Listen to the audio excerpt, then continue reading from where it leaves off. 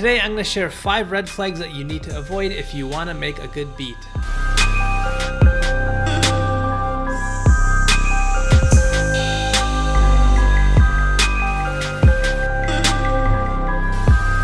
As many of you know, I live stream beat reviews where my subscribers send in their beats and I sort of critique them and give them advice on how to improve. And there are some common mistakes I keep hearing, so I thought it'd be a good idea to make a video on some of the red flags that I consistently see. And in this video, I'm going to be using my subscribers' beats that they sent in to me, and so if you see your beat being used here, don't feel bad. These are mistakes that everyone makes, including myself when I first started. So first off, flag number 1 is not understanding how to use drums. And by the way guys, if you can, please do subscribe. And if you ever get tired of seeing my videos, it's just one click away to unsubscribe, but it really does help my channel out. So when I first started making beats, I viewed drums as if they were any other instrument. I would play around with when I would use my snares. I would get crazy with the way I would program my kicks. My drum patterns were really out there and all over the place, and I would basically use them as a way to experiment and make my beat feel a little bit more unique and different. And what would happen often is the end result would be a big mess. And that's sort of similar to what we have here. You guys can hear if I isolate the drums in this beat.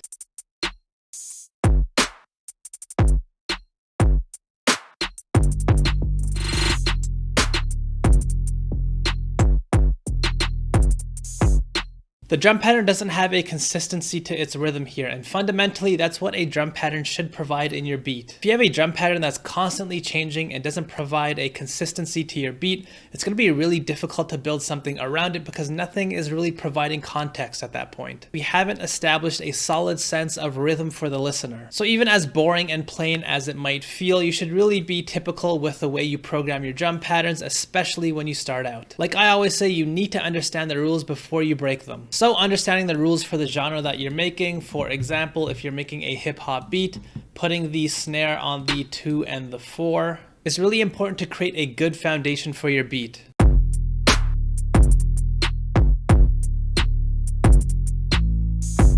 So if you're making something a bit different like drill or house, that's going to have its own unique set of rules. So you really should understand the fundamental drum structure of whatever genre you're trying to make. But if you guys still don't understand just how important this is, let me show you guys this idea visually. Let's say you're here building a table. These 4 legs here represent your drums. So if you're making a beat, putting your snare on the 2 and the 4 like I showed you guys is like putting a leg in the 4 corners of your table. What it's going to do is provide a strong foundation for whatever you put on top. But let's say you get wild and crazy, you want to be a fancy boy and you think to yourself, well, I'm going to take one of these legs and I'm going to move it over here because I want to be special. I know the legs are supposed to provide a foundation for your beat, but I don't care. Let's think about what's going to happen here. Most likely your dog will probably come by and he's going to look around for a place to sleep.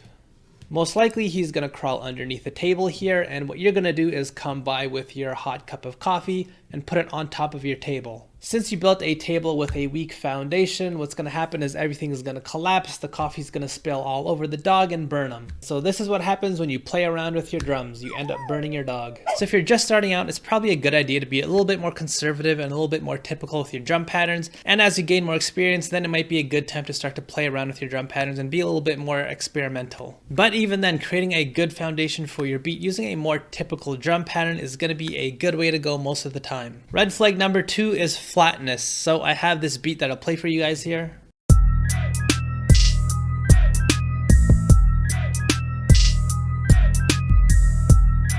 You guys can hear everything really feels immediate and sort of in your face. This is definitely something that I would do when I first started making beats. None of the sounds here really have much depth to them, and this is something that might confuse a lot of people, how to add depth into your beat and how much you should add. I think a really helpful framework for how you should be thinking about depth is this image right next to me, where we have the foreground, the middle ground, as well as the background. And in this beat right here that we have, everything sort of feels like it's in the foreground. But listen to what happens when I just play around with a few elements in this beat.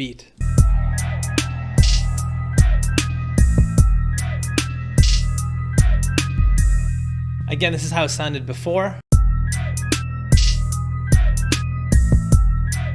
So hopefully you guys can hear the difference there. This original beat has a sort of sense of flatness, whereas with this adjusted beat, it sort of feels like we've added an extra dimension into it now, like there's a sense of space. And all I really did was apply this 3 planes concept that I showed you guys. Typically for beat making, your drums are going to sit more in the foreground, so you're not going to be adding delay or reverb to add a sense of depth directly to your drums. They're going to be a little bit more in your face, relatively speaking. But what I did with this beat here, I took this piano loop here,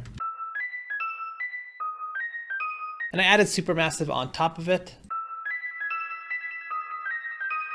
So here what I'm doing is taking this very dry sound that really sits in the foreground, and I'm sort of pushing it back into the middle ground a little bit more. And I did the same thing with the snare here. Again, with your snares, you do want them to be a little bit more in your face and dry. So what I did here was I bust this snare to its own insert, and I added reverb onto this layer here.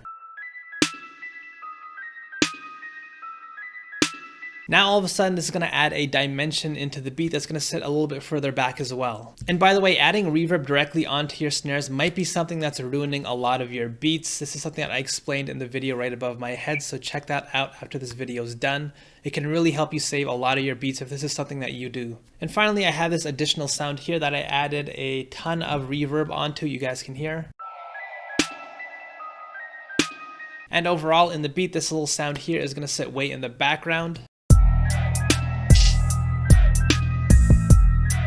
You guys can hear how this would have sounded dry originally. Just really in your face and really dry right in the foreground. So I added a bunch of effects on top of it to really push it back way back into the background.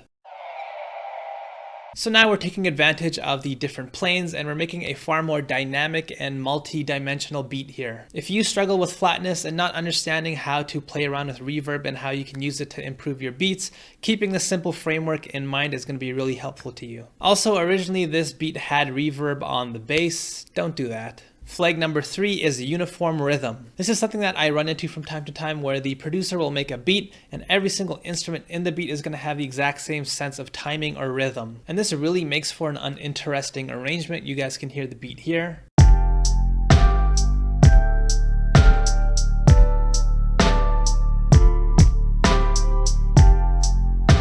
Every single time there is a note change in the piano, there's also a note change in the bass at the exact same time, and there's also some type of drum hitting at that exact same time as well. And this is again something that's common and something that I was guilty of when I first started as well, where you don't really know what to do in terms of when you should be adding an extra note and where to place it. So what you end up doing is just placing all your note changes at the exact same time. And what happens here is that there's no rhythmic variation in between each of the instruments, and the listener quickly learns exactly what to expect, and it will become a predictable static experience listening to your beat. And this can be fixed by simply changing the rhythm of your instruments, but you do want to keep that fundamental structure in your beat like we talked about. But the spaces in between your structure, your table legs, can definitely be played around with. So after I made a few adjustments, you guys can hear the difference.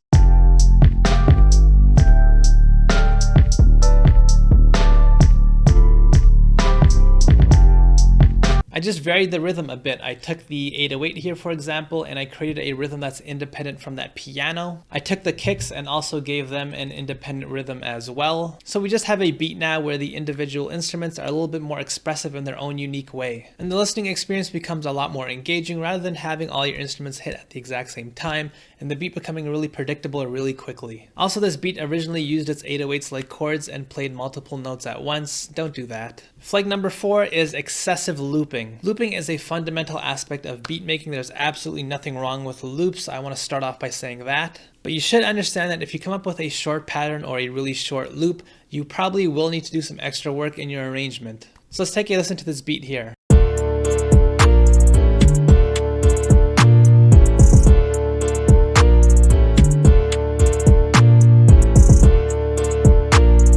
You guys can hear that piano loop. It fundamentally plays the exact same thing throughout this entire beat. Now, having a longer loop do this exact thing isn't necessarily a bad thing, and it's going to go a long way in helping your beat not sound as repetitive. For example, if you came up with a melody that was a 4-bar loop and your drum pattern was also a 4-bar loop, it probably wouldn't sound as repetitive as the beat that we have here. But here, this piano loop essentially sounds like a half-bar loop if we were in single time. And the drum pattern here, as well as the 808 pattern, are essentially 1-bar loops, again, if we take double time out of consideration. So this beat's gonna sound really repetitive really quickly. You guys can see though, this beat maker did try to introduce some extra instrumentation into the beat, which is a good thing. But this sort of leads me to flag number 5, which is moving on to your arrangement prematurely. So this is something that I see pretty often where a producer will think that they can save their beat in their arrangement. They quickly come up with a loop that doesn't sound all that good and might be highly repetitive. And at that point they move on to arranging because they think that's a big part of beat making, learning how to arrange your beats. And while that's definitely true, it is an important thing to learn and it's definitely a skill on its own. I personally think it's going to be a lot harder for you to learn how to make a good beat if you don't get the first step in the process right, which is how to make a good convincing loop. Because if you make something that doesn't sound good for the 3 seconds that the loop lasts,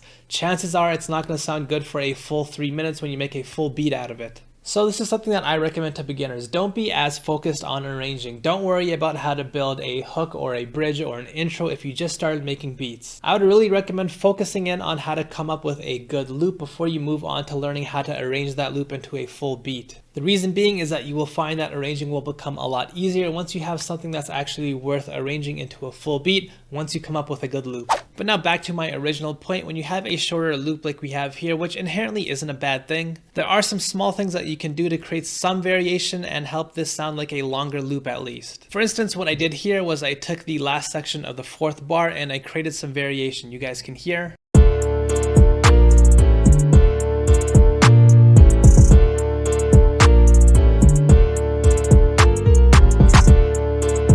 At the end of the loop here, I added these extra notes with the piano. Same thing with the hi-hats here. I just added some syncopation at the end of the loop, and with the kicks as well as the claps, I also added some extra notes at the very end here. And again, same thing with the 808 at the end of the loop. I have these extra notes.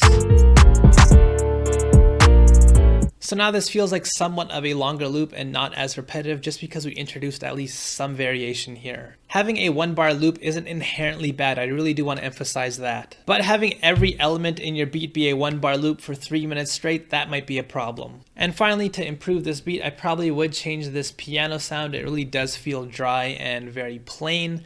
I would probably try a more unique texture here, but I already covered this concept in my video I made a while back on the things that you can do to make your beats sound a lot more professional right above my head, so check that video out. So hopefully these are red flags that you guys will avoid in the future. Let me know in the comments section below if these are things that you've been guilty of. I know I definitely have been when I first started making beats. While you're at it, like and subscribe. Also, my free drum kit is available in the description box below, as well as a link to the Discord if you want your beats reviewed live. I do that every 2 weeks, and I will see you guys next time.